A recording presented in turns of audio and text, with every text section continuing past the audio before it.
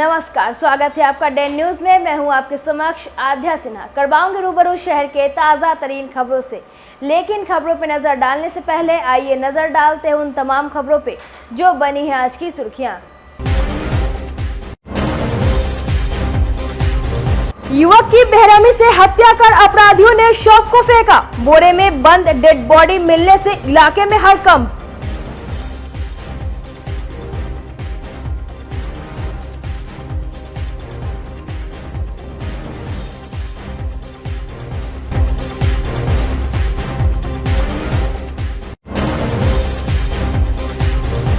मिठनपुरा में बबलू खान के घर छापा, पत्नी गिरफ्तार, हथियार बरामद, पुलिस ने भेजा जेल।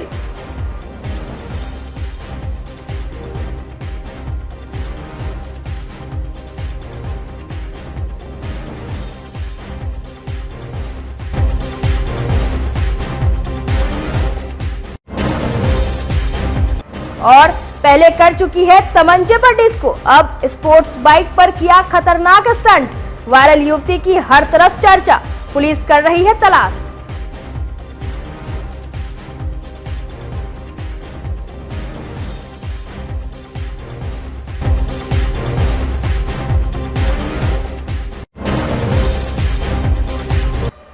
तो ये थी आज की सुर्खियां, अब खबरें विस्तार से। मुजफ्फरपुर में बंद बोरे में एक शव मिलने के बाद पूरे इलाके में सनसनी फैल गई। घटना ब्रह्मपुरा थाना इलाके के चांदनी चौक सर्विस लेन के किनारे की है। बोरे को खोलने के बाद पुलिस के होश उड़ गए, क्योंकि बंद बोरे में एक युवक का डेड बॉडी पाया गया। आशंका जताई जा रही है कि युवक की हत्या कर साक्ष्य छिपाने की नियत से शव को बोरे में बंद कर फेंका गया है। स्थानीय लोगों की सूचना के बाद DSP town 2 Vinita Sinha police बलों के साथ घटना स्थल पर पहुंची और जांच पड़ताल की। इसके बाद पंचनामा कर शव पोस्टमार्टम के लिए भेज दिया गया। मृतक के पॉकेट से वैसे कोई कागजात और सामान नहीं मिले हैं जिससे उसकी पहचान हो सके। घटना स्थल पर शव के आसपास इलाके में खोजबीन में कुछ भी खास पता नहीं चल सका है। मौके पर पहुंची एफएसएल की टीम और डॉग स्क्वाड जांच में जुट गई है। पूरे मामले को लेकर डीएसपी टाउन 2 विनीता सिन्हा ने बताया कि स्थानीय लोगों के द्वारा सूचना मिली कि चांदनी चौक के समीप बोरा में एक शव मिला है, जिसके बाद ब्रह्मपुरा थाने की पुलिस मौके पर पहुंची। डॉग स्क्वाड की टीम को भी बुलाया गया, साथ ही एफएसएल की टीम को भी बुलाया गया। प्रथम दृष्टया ऐसा प्रतीत होता है कि हत्या कर शव को यहां फेंका गया है। शव को कब्जे में लेकर पोस्टमार्टम के लिए भेज दिया गया है। अभी तक शव की पहचान नहीं हो पाई है, अग्रतर कार्रवाई की जा रही है। अभी तो हम 1 घंटा पहले आए हैं तो देखे हैं कि बोरा में पैक लाश था। तो उसके बाद प्रोसेसिंग लैब आई, एसपी साहब, डीएसपी साहब, सारे लोग आए, देख के चले गए। उसके बाद हम एक ही बोले हैं कि थोड़ा लाश को दिखा दीजिए कि लोगों को पता चले तो सही कि कहाँ की लाश है। इस लाश की घटना अगर किसी व्यक्ति की लाश हो, अगर उसके परिवार को न पता चले तो इसके लिए थोड़ा दुखदाई दर्द है। और ये सबसे बड़ी बात है कि मैं एक ही बात कहना चाहूँगा प्रशासन से, अनुरोध है मेरा कि इस चीज़ को दिखाया जाए, लोगों को आकर्षित किया जाए कि ये लाश कहाँ की है, किसकी है, किसका बॉडी है। कम से कम इससे भी तो घर वालों को पता चले। और ये महाजंगल राज चल रहा है। ये नीतीश कुमार की सरकार में सबसे बड़ा दुर्घटना आम बात हो गई है। ये दिन रात हत्या, दिन रात मर्डर, ये सब आम बात है। हम नीतीश कुमार से आग्रह करते हैं कि आपकी सरकार में नहीं चल रहा है, नहीं संभल रहा है, तो आप इस सरकार को इस्तीफा दीजिए और आप चले जाइए। और आपकी बस की नहीं है, कोई ऐसा दिन नहीं है, कोई ऐसा समय नहीं है कि हत्या नहीं हो रहा है। यहाँ पे आम पब्लिक का दिन दहाड़े हत्या मर्डर। आज मॉर्निंग में एक सूचना मिली करीब 8 बजे कि एक बोरे में बंद यहाँ पे लाश को देखा गया है। और इमीडिएटली सूचना मिलते ही यहाँ पे गश्ती गाड़ी पहुँची और जो हमारी टीम है वो पहुँची है। बोरे में कार्टन के अंदर एक लाश प्रतीत हो रही है कि सील करके यहाँ पे फेंक दिया गया है। और हम लोगों ने एफएसएल की टीम को बुला लिया है और डॉग स्क्वाड आ गए हैं और अनुसंधान इसमें शुरू हो चुका है। बॉडी अभी किसकी है इसकी शिनाख्त नहीं हो पाई है, तो हम लोग बॉडी को पोस्टमार्टम के लिए भेज रहे हैं ताकि जो रीज़न ऑफ डेथ है वो स्टैब्लिश हो सके। प्रथम दृष्टया क्या प्रतीत हो रहा है? मर्डर लग रहा है कि किसी का मर्डर करके बॉडी को एक बोरे में कार्टन में बंद करके जो बैरिया से जो जाने वाली सर्विस लेन है उसमें फेंक दिया गया है। मेल या फीमेल है क्या? अभी इसकी पुष्टि नहीं हो पाई है। जैसे स्थानीय लोगों से बातचीत हो पाई है? अभी लोगों से कुछ इनपुट नहीं मिल पाया है। ये इन लोगों ने इन्फॉर्म किया, गश्ती गाड़ी जो सुबह थी उसके द्वारा सूचना मिली कि यहाँ पे एक बोरा में ऐसा लग रहा है कि लाश है। उसके बाद यहाँ पे टीम आ गई है और हम लोग इसकी जांच कर रहे हैं। मुजफ्फरपुर के मिठनपुरा थाना इलाके के तिनकोटिया में पुलिस ने बबलू खान के घर पर छापेमारी कर उसकी पत्नी शाहिदा को गिरफ्तार किया है। पुलिस ने उसके पास से एक कट्टा और कारतूस भी बरामद किया है। पुलिस बबलू की गिरफ्तारी के लिए छापेमारी कर रही है। बताया जाता है कि वह शहर से बाहर रहकर आर्म्स डीलिंग के साथ साथ मादक पदार्थ की तस्करी कर रहा है। पुलिस टीम उसके ठिकाने को ट्रेस करने में जुटी हुई है। हथियार बरामदगी के मामले में मिठनपुरा थाने में आर्म्स एक्ट में बबलू खान और उसकी गिरफ्तार पत्नी शाहिदा के खिलाफ प्राथमिकी दर्ज की गई है। सिटी एसपी अवधेश दीक्षित ने बताया कि गुप्त सूचना मिली थी कि तिनकोटिया का रहने वाला बबलू खान हथियार की तस्करी करता है। पुलिस टीम ने उसके आवास पर छापेमारी की। उसकी 2 पत्नी है। वह जिस पत्नी के साथ रहता है उसको हथियार और कारतूस के साथ गिरफ्तार किया गया है।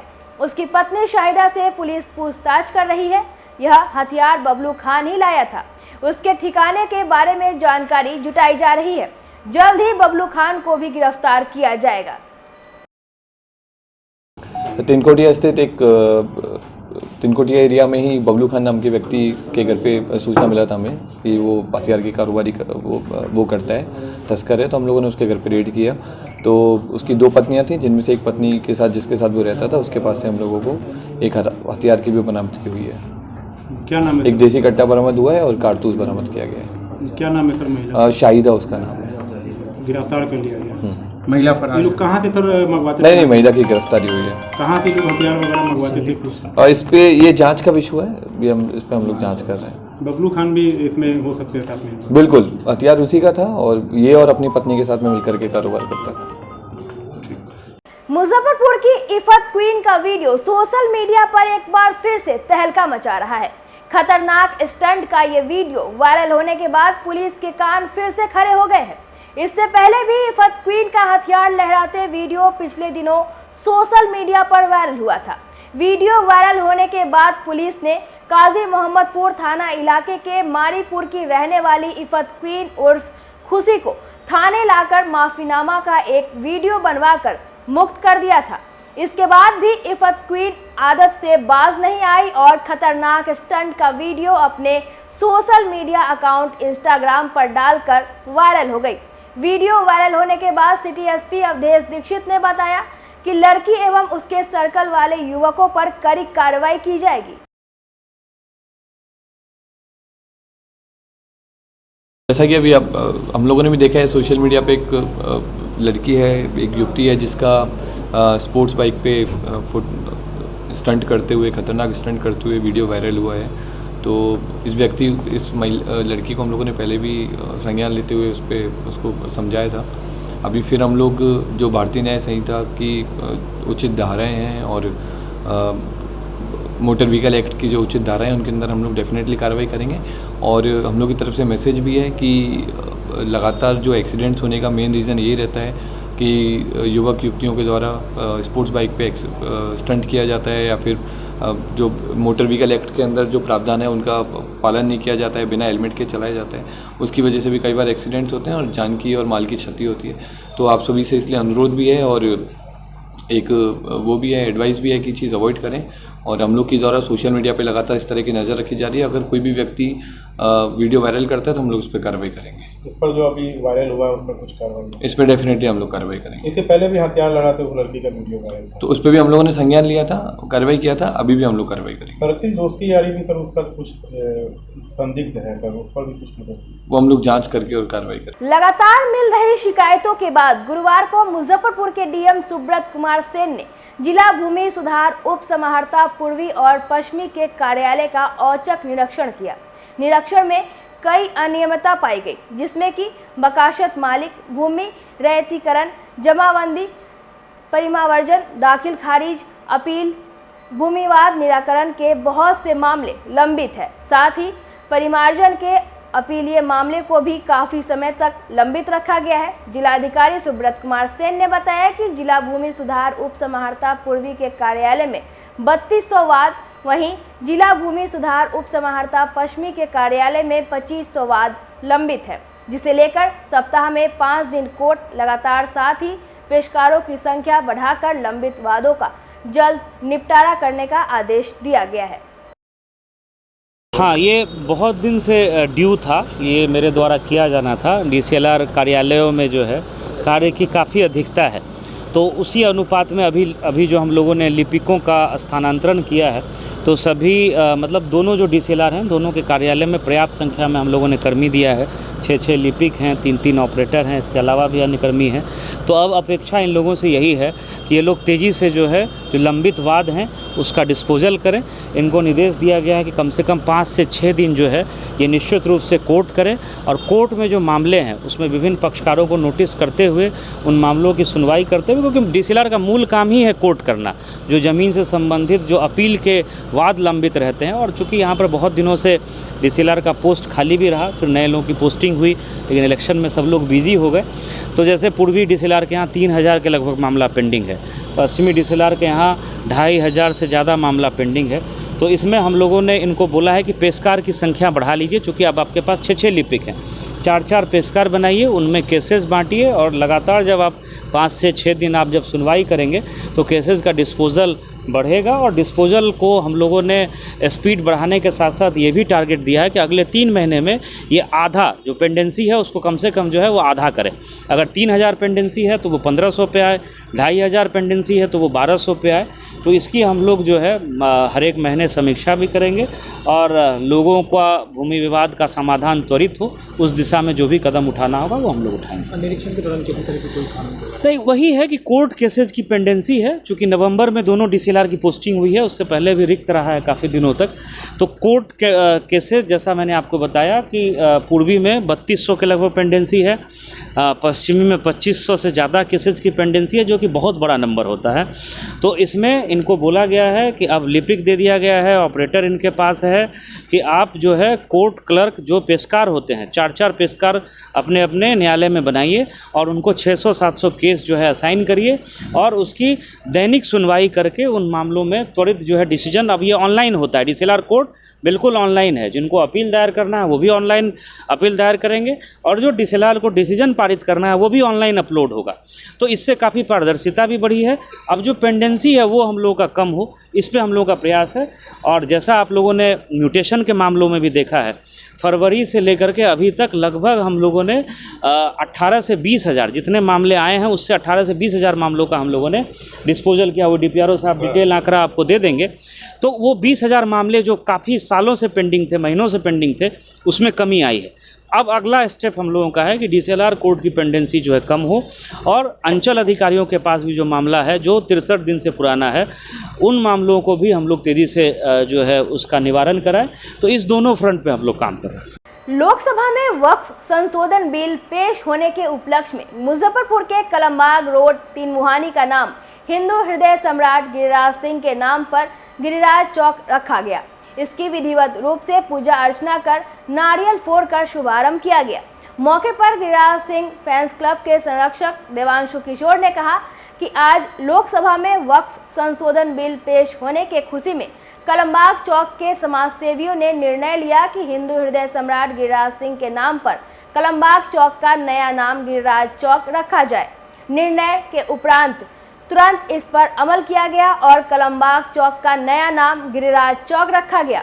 अब यह चौक गिरिराज चौक के नाम से जाना जाएगा। वहीं कागजी प्रक्रिया के बारे में बताते हुए देवांशु किशोर ने बताया कि इसके लिए भी जो जरूरी कदम है वह उठाए जाएंगे और कागजी प्रक्रिया में भी जल्द ही इस चौक का नाम गिरिराज चौक हो जाएगा। मौके पर धनंजय कुमार सिंह, गिरिराज फैंस क्लब के अध्यक्ष मनीष कुमार, दिनेश झा, राजीव कुमार, सुशील कुमार सिंह सहित फैंस क्लब के कई सदस्य मौजूद रहे। आज लोकसभा में वक्फ संशोधन बिल पेश हुआ, उसके उपलक्ष्य में मैं कलमबाग रोड के हिंदू भाइयों को धन्यवाद देता हूं। उन्होंने निर्णय लिया कि इस रोड का नाम हिंदू हृदय सम्राट गिरिराज चौक रखा जाए। उसी उपलक्ष्य विधिवत पूजा की गई, मिठाई बांटा जा रहा है। उसके बाद इस चौक का नाम गिरिराज चौक रख दिया गया है। कई केंद्रीय मंत्री बिहार से गिरिराज सिंह के ही नाम पर रखने का। गिरिराज सिंह हिंदू के एकमात्र बिहार में पूरे देश में मोदी जी के बाद कोई हिंदू का अगर कोई रखवाला तो गिरिराज सिंह है। किस प्रकार रखवाला है? पूरा हिंदुत्व की रक्षा वही करते हैं, सिर्फ बयान दे के नहीं। हिंदुत्व के जहाँ कुछ होता है, दूसरे समुदाय द्वारा कुछ भी होता है, सब जात जो विरोध वही करते हैं और स्पॉट पर जाते हैं। बिहार के लिए कुछ काम ऐसा जो बिहार का बहुत सारे एक देख काम बहुत सारे काम हैं। अभी जब टेक्सटाइल मंत्री बने 15 दिन पहले ही आए थे बेला, और टेक्सटाइल पार्क में उन्होंने मुआयना किया और कम से कम 5 या 6 बड़ी कंपनियां निवेश की है। किसी चौक का नाम करने का उसका तो प्रोसेस है, पास करवाना कि कहाँ से पास करवाना। मेहदी हसन चौक है, उसका कोई प्रोसेस हुआ क्या? मदरसा चौक का कोई प्रोसेस हुआ क्या? लालू राबी चौक का प्रोसेस हुआ क्या? लालू यादव चौक का प्रोसेस हुआ है? किस तरह प्रोसेस है, दिया जाएगा नगर निगम को दिया जाएगा और उसको प्रोसेस में इसको लाया जाएगा। क्या क्या किया है यहाँ पे? आज इस खुशी का उपलक्ष्य लड्डू बांटा गया है, विधिवत पूजा किया गया है। किस नाम से जाना जाएगा? गिरिराज सिंह चौक के नाम से जाना जाएगा। वर्ष 2023 में जिला शिक्षा पदाधिकारी मुजफ्फरपुर ने टोला सेवक एवं शिक्षा स्वयं सेवी के चयन एवं सेवा शर्त से संबंधित मार्गदर्शिका 2018 के विपरीत बहाली कर मुसहर समाज को बहाली के लाभ से वंचित करने, अविलंब मुसहर समाज को टोला सेवक के पद पर बहाली करते हुए दोषी पदाधिकारी पर कानूनी कार्रवाई करने, मुजफ्फरपुर जिला के अंतर्गत भूमिहीन मुसहर समाज को अभियान चलाकर 5 डिसमिल जमीन एवं आवास देने सहित 9 सूत्री मांगों को लेकर मंगलवार से कलेक्ट्रेट में चल रहे राष्ट्रीय मुसहर भूइयां संघ मुजफ्फरपुर का अनिश्चितकालीन आमरण अनशन गुरुवार तीसरे दिन भी जारी रहा। संघ के जिलाध्यक्ष जितेंद्र कुमार मांझी ने कहा कि अगर हमारी 9 सूत्री मांग अविलंब पूरा नहीं होता है तो आमरण अनशन अनिश्चितकालीन जारी रहेगा। अभी तक आज तीसरा दिन हम लोगों का बीत रहा है, लेकिन प्रशासन की तरफ से अभी तक किसी ढंग की कोई प्रतिक्रिया, कोई एक्टिविटी नहीं है। हम लोग अभी तक इंतज़ार में है कि अब आएगा, लेकिन अभी तक प्रशासन की ओर से अभी तक किसी तरह की कोई सूचना या किसी ढंग की वातावरण या वार्ता नहीं हो पाया है। 9 सूत्री मांगों को लेकर क्या क्या मांग है?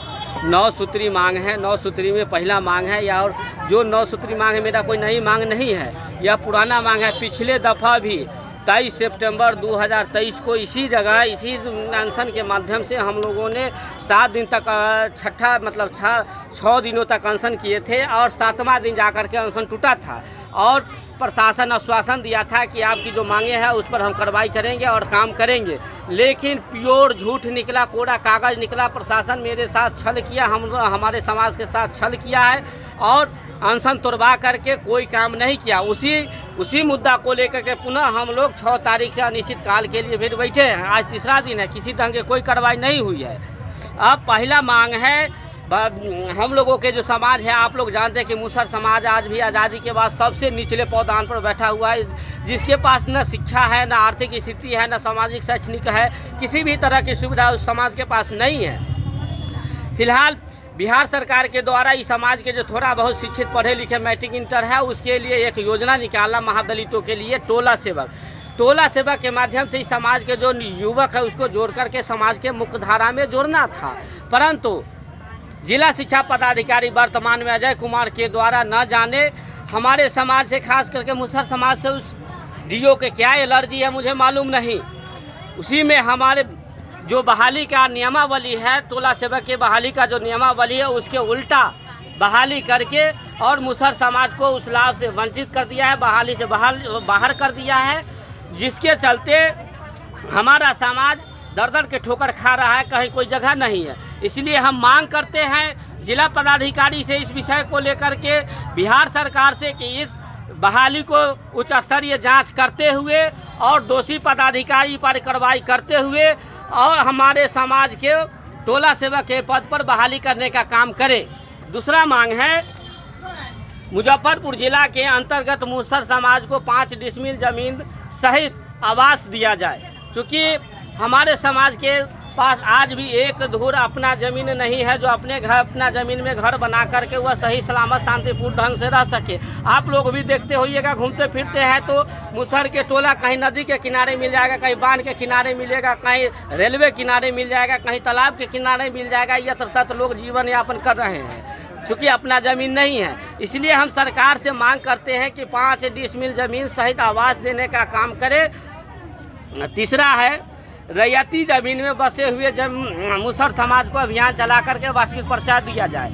मालिक के ज़मीन में जो लोग बसे हुए हैं, सदियों से बसे हुए हैं, कई दर पीढ़ी गुजर गया, लेकिन अभी तक उस समाज के वार्षिक पर्चा नहीं मिला है। इसलिए हम जिला प्रशासन से मांग करते हैं कि अभियान चला करके जो मालिक के ज़मीन में बसे हुए लोग हैं उनको वार्षिक पर्चा विलम्ब दिया जाए। पिछली बार भी आपने धरना दिया था, आपकी बातें हुई थी जी, और उसी के तर्ज पर इस बार भी धरना दे रहे हैं। आश्वासन तो मिलेगा, क्या कीजिएगा? आश्वासन पर इस बार काम नहीं चलेगा। क्या कीजिएगा? इस बार हम लोग अड़े हुए हैं कि जब तक उसको सस्पेंड करते हुए उस बहाली को रद्द नहीं करते हैं तब तक हम लोग बैठे रहेंगे। बहाली करके नए ढंग से भी विज्ञापन करें और मुसहर समाज को टोला सेवक के पद पर बहाली करें। नहीं मांगा जाएगा, मांग तो क्या कीजिएगा? नहीं माना जाएगा तो हम लोग अनवर्त बैठे हुए हैं, अनवर्त बैठे रहेंगे, आंदोलन करेंगे। और अगर नहीं माना गया, आज अगर किसी प्रशासन से बात नहीं होता है तो कल शुक्रवार है, 9 तारीख है, हम लोग साष्टांग दंड यात्रा खुद्दीराम बोस स्मारक स्थल से लेकर के जिला कलेक्टर के कार्यालय तक हम लोग इस यात्रा को कल करेंगे। 12 बजे, 12:30 बजे से टाइम है। अगर नहीं आज वार्ता हुआ तो वो यात्रा हम लोग करेंगे। उसके बाद भी अगर नहीं माना जाता तो उसके बाद भी हम लोग विचार करेंगे कि आगे हम लोगों को क्या करना, लेकिन हम लोग भागने वाले नहीं है।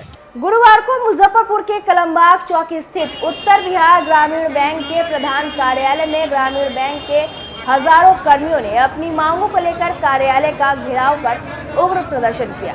बैंक कर्मचारियों का आरोप है कि सेंट्रल बैंक के प्रबंधक ग्रामीण बैंक के कर्मचारियों के साथ दुर्व्यवहार करते हैं। उत्तर बिहार ग्रामीण बैंक के कर्मचारियों का कहना है कि हम लोग किसी भी परिस्थिति में जाकर आम लोगों का काम करते हैं और सेंट्रल बैंक के अधिकारी लगातार हम लोगों के साथ दुर्व्यवहार करते हैं। क्या दिक्कत है यह हम लोगों को पता नहीं है और हम लोगों ने जो मांग रखी है, अगर इन मांगों को पूरा नहीं किया जाता है तो आगे हम लोग इससे भी उग्र आंदोलन करेंगे और जब तक हमारी मांगों को पूरा नहीं किया जाता है हमारी लड़ाई जारी रहेगी।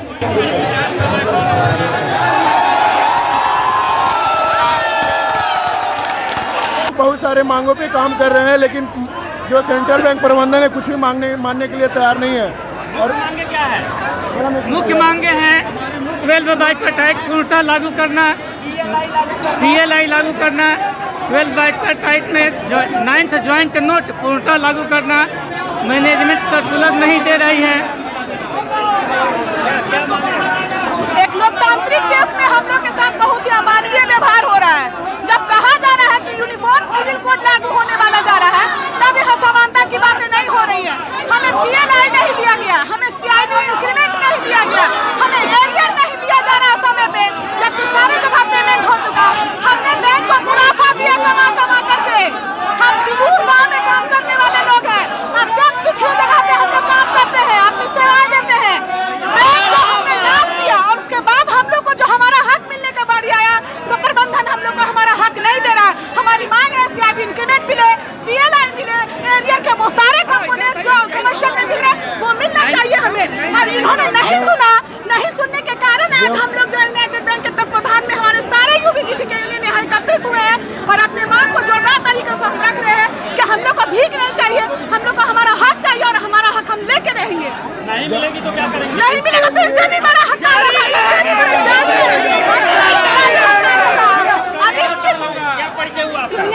मेरा नाम हुआ भावना वर्मा। नहीं मिलेगा अनिश्चितकालीन हड़ताल होगा, इससे भी बड़ा हुजूम हम लोग खड़ा कर देंगे, इससे भी बड़ा हुजूम खड़ा कर देंगे। जहाँ देश चलाने वाले हम लोग ग्राउंड पे रह के काम करते हैं, सुदूर गांव में रह के हम लोग काम करते हैं और हम लोग के साथ जेल के लिए सर्कुलर दे दिया गया तो सेंट्रल बैंक वालों को क्या समस्या है, क्या दिक्कत है जो ग्रामीण बैंक को देना नहीं चाह रहे, जबकि ग्रामीण बैंक के लोग नदी में पानी में जा करके जनता का सेवा कर रहे हैं। फिर भी सेंट्रल बैंक के प्रबंधक के जो लोग हैं वो ग्रामीण बैंक के लोगों के साथ दुर्व्यवहार कर रहे हैं, अमानवीय व्यवहार कर रहे हैं,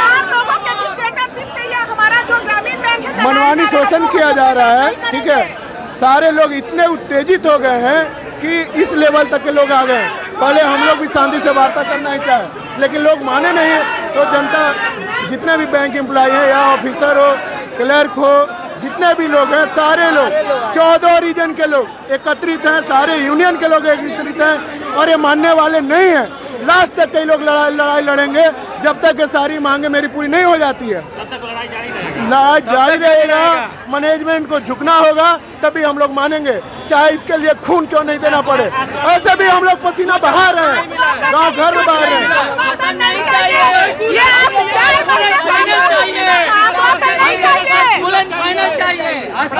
चाहिए। अगर हमारी बातों को सुन लिया जाता है, प्रशासन आई है तो क्या प्रशासन अपना काम कर रही है, प्रशासन ने अपना काम किया, काम कर रही है। हाँ, प्रशासन से हमारी कोई मांगे नहीं, हमारी मांगे हमारी मैनेजमेंट से है। हम लोग कोई अराजक तत्व नहीं है, हम लोग असामाजिक तत्व नहीं है कि हम लोग पे किसी भी तरीके का कोई हम लोग असामाजिक तत्व नहीं कोई चाह रहा।